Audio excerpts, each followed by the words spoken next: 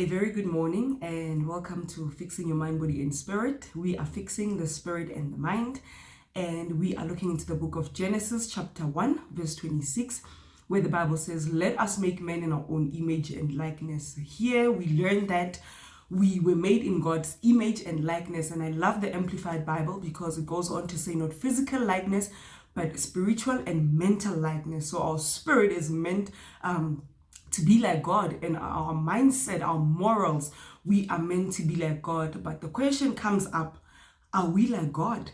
And the answer is no, because the world that we live in currently is not a reflection of who God is and how God is. And our world is a result of who we are. So things that are happening around us are results of who we actually are. So if we were like God being a spirit, then our spirit would be like God's spirit. And the Bible goes on to say, and the fruit of the spirit is love, patience, kindness. There's 9 of them.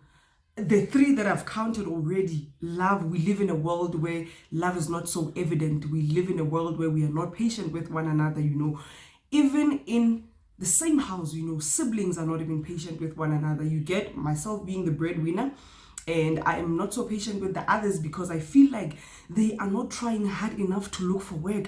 Now I have to support them. Now I have to be there for them financially, and it's draining me. So I feel like I'm losing my patience. I feel like I'm losing my mind. So we are not even patient with our loved ones. So what more the world out there?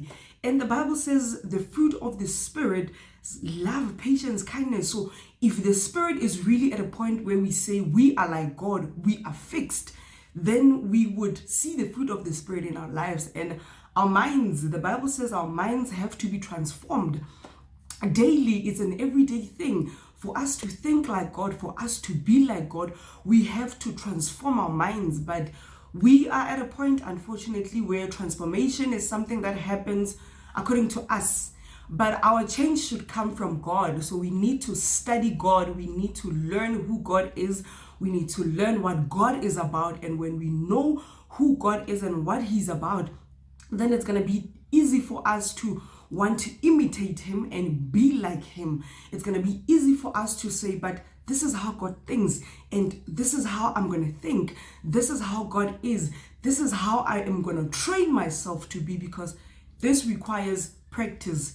It requires a repetitive action daily. You work on yourself daily, and as you work on yourself, you allow God to work on you, because you cannot do it by yourself. He is the maker. He said, let us make men in our own image. So if you are to be like God, then you need to allow yourself to be changed by Him. You need to allow Him to work on you.